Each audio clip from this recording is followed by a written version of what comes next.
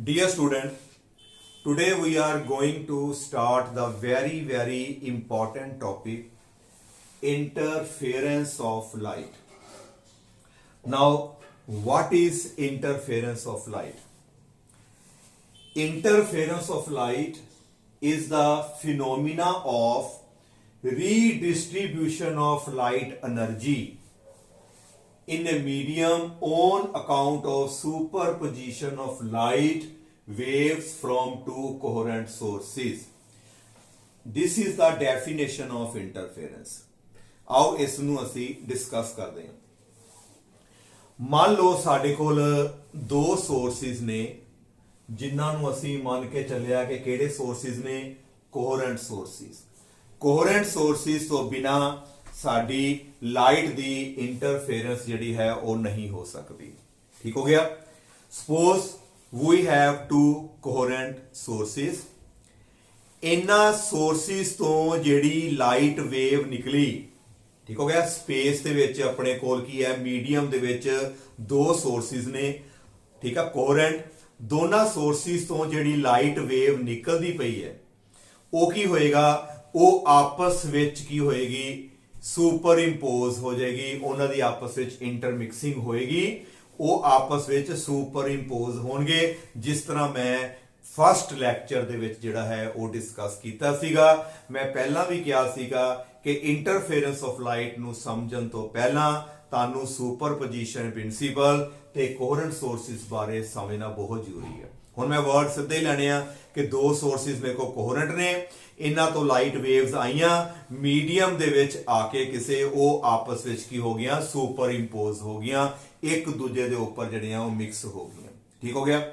ਜਦੋਂ light wave ਆਪਸ ਵਿੱਚ ਮਿਕਸ ਹੋਣਗੀਆਂ ਤੇ ਕੀ ਹੋਏਗਾ, ਮਿਕਸਿੰਗ ਇਸ ਤਰ੍ਹਾਂ ਦੀ ਹੋਏਗੀ ਕਿ ਕਰਸਟ, ਪਹਿਲੀ ਵੇਵ ਦਾ ਕਰਸਟ ਜਿਹੜਾ ਹੈ ਉਹਦੇ ਉੱਪਰ ਦੂਸਰੀ ਵੇਵ ਦਾ ਕਰਸਟ ਫਾਲ ਹੋ ਸਕਦਾ ਹੈ, ਲਾਈਕ ਦਿਸ। ਜਿਸ ਤਰ੍ਹਾਂ ਦੇਖੋ, ਇਹ ਮੰਨ ਲਓ ਵੇਵ ਹੈ, this is the first wave, ਤੇ ਦੂਸਰੀ ਵੇਵ ਵਾਸਤੇ ਮੈਂ ਜਿਹੜਾ ਹੈ ਚੌਕ ਥੋੜਾ ਡਿਫਰੈਂਟ ਲੈਣ ਲੱਗਾ ਹੈ।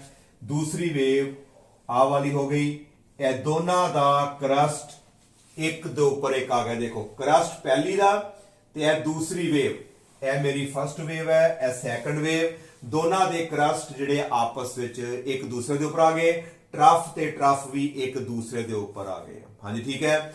ਇਹ ਵੀ ਹੋ ਸਕਦਾ ਹੈ ਕਿ ਇਸ ਤਰ੍ਹਾਂ ਦੀ ਕੰਡੀਸ਼ਨ ਵੀ ਹੋਵੇ ਕਿ ਆਹ ਸਾਡੀ ਜਿਹੜੀ ਵੇਵ ਹੈ ਫਸਟ ਵੇਵ, ਤੇ ਦੂਸਰੀ ਜਿਹੜੀ ਵੇਵ ਹੈ ਉਹਦਾ ਟਰਫ, ਠੀਕ ਹੈ, ਪਹਿਲੀ ਦਾ ਕਰਸਟ ਤੇ ਦੂਸਰੀ ਦਾ ਟਰਫ ਆਪਸ ਵਿੱਚ ਮਿਕਸ ਹੋਣਾ ਹੈ। ਇਹ ਦੋਨਾਂ ਨੇ ਚੱਲਣਾ ਹੈ।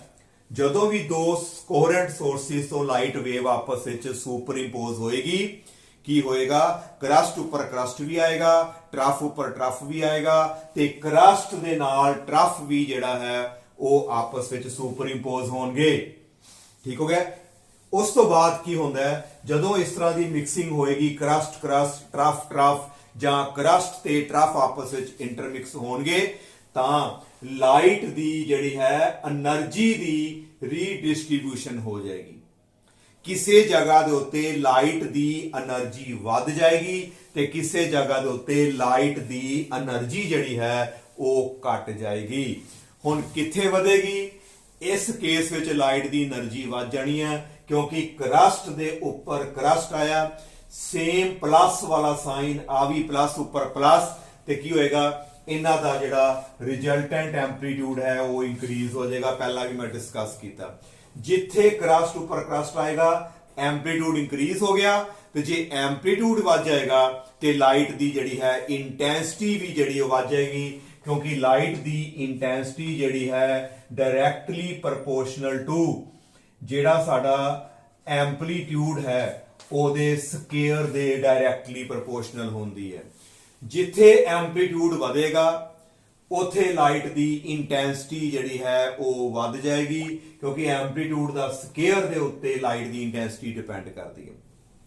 ਇਸ ਕੇਸ ਵਿੱਚ ਕੀ ਹੋਏਗਾ, ਇੰਟੈਂਸਿਟੀ ਇਨਕਰੀਜ਼ ਹੋ ਜਾਏਗੀ, ਤੇ ਇਸ ਕੇਸ ਦੇ ਵਿੱਚ ਕੀ ਹੋਏਗਾ, ਲਾਈਟ ਦੀ ਇੰਟੈਂਸਿਟੀ ਜਿਹੜੀ ਹੈ ਉਹ ਡਿਕਰੀਜ਼ ਹੋਏਗੀ, ਕਿਉਂਕਿ ਪੋਜ਼ਿਟਿਵ, ਇਹ ਪੋਜ਼ਿਟਿਵ ਪਾਰਟ ਤੇ ਇਹ ਸਾਡਾ ਨੈਗੇਟਿਵ ਪਾਰਟ ਇੰਟਰਫੇरेंस ਹੋਈ ਹੈ। ਇੱਥੇ ਐਂਪਲੀਟਿਊਡ ਜਿਹੜਾ ਹੈ ਸਾਡਾ ਉਹ ਘਟ ਜਾਣਾ ਹੈ। ਜਦੋਂ ਐਂਪਲੀਟਿਊਡ ਡਿਕਰੀਜ਼ ਹੋ ਜਾਏਗਾ ਰਿਜ਼ਲਟੈਂਟ ਵੇਵ ਦਾ ਤੇ ਸਾਡਾ ਲਾਈਟ ਦੀ ਇੰਟੈਂਸਿਟੀ ਵੀ ਜਿਹੜੀ ਹੈ ਉਹ ਘਟ ਜਾਏਗੀ। ਹਾਂਜੀ ਕਲੀਅਰ ਹੋ ਗਿਆ। ਇਹਦਾ ਮਤਲਬ ਜਦੋਂ ਦੋ ਸੋਰਸਿਸ ਕੋਹਰੈਂਟ ਸੋਰਸਿਸ ਤੋਂ ਲਾਈਟ ਆਪਸ ਵਿੱਚ ਸੁਪਰਇੰਪੋਜ਼ ਹੁੰਦੀ ਹੈ ਫਿਰ ਲਾਈਟ ਦੀ એનર્ਜੀ ਜਿਹੜੀ ਹੈ ਉਹ ਰੀਡਿਸਟ੍ਰੀਬਿਊਟ ਹੋ ਜਾਂਦੀ ਹੈ। ਕਿਸੇ ਜਗ੍ਹਾ ਤੇ ਲਾਈਟ ਦੀ ਇੰਟੈਂਸਿਟੀ ਵੱਧ ਜਾਂਦੀ ਹੈ, ਕਿਸੇ ਜਗ੍ਹਾ ਤੇ ਲਾਈਟ ਦੀ ਇੰਟੈਂਸਿਟੀ ਉਹ ਘਟ ਜਾਂਦੀ ਹੈ ਤੇ ਇਸ ਫਿਨੋਮੀਨਾ ਨੂੰ ਅਸੀਂ ਜਿਹੜਾ ਹੈ ਇੰਟਰਫੇਰੈਂਸ ਆਫ ਲਾਈਟ ਕਹਿੰਦੇ ਆ। This is called interference of light. ਤੇ ਇੰਟਰਫੇਰੈਂਸ ਵਾਸਤੇ ਕੋਹਰੈਂਟ ਸੋਰਸ ਦਾ ਹੋਣਾ ਬਹੁਤ ਹੀ ਜ਼ਰੂਰੀ ਹੈ ਤੇ ਇਹ ਫਾਰਮੂਲਾ ਵੀ ਤੁਸੀਂ ਆਪਣੇ ਮਾਈਂਡ 'ਚ ਕਰ ਲਓ ਕਿ ਇੰਟੈਂਸਿਟੀ ਇਕੁਅਲ ਟੂ, ਜਦੋਂ ਮੈਂ ਇਕੁਅਲ ਪਾ ਦਾਂਗਾ ਪ੍ਰਪੋਰਸ਼ਨ ਹਟ ਗਿਆ ਤੇ ਕੋਈ ਨਾ ਕੋਈ ਕਾਂਸਟੈਂਟ ਲਗਾ ਦਾਂਗੇ ਤੇ ਅੱਗੇ ਸਾਡੇ ਕੋਲ ਕੀ ਆਏਗਾ ਐਂਪਲੀਟਿਊਡ ਜੋ ਵੀ ਹੋਏਗਾ ਉਹਦਾ ਆਪਾਂ ਕੀ ਕਰ ਦਾਂਗੇ ਸਕੁਅਰ ਕਰ ਦਾਂਗੇ। ਠੀਕ ਹੋ ਗਿਆ। ਇਹ ਫਾਰਮੂਲਾ ਅਸੀਂ ਅੱਗੇ ਜਾ ਕੇ ਇਹਨੂੰ ਯੂਜ਼ ਵੀ ਕਰਨਾ ਹੈ। ਓਕੇ। ਇੰਟਰਫੇਰੈਂਸ ਆਫ ਲਾਈਟ ਦੋ ਤਰ੍ਹਾਂ ਦੀ ਹੁੰਦੀ ਹੈ।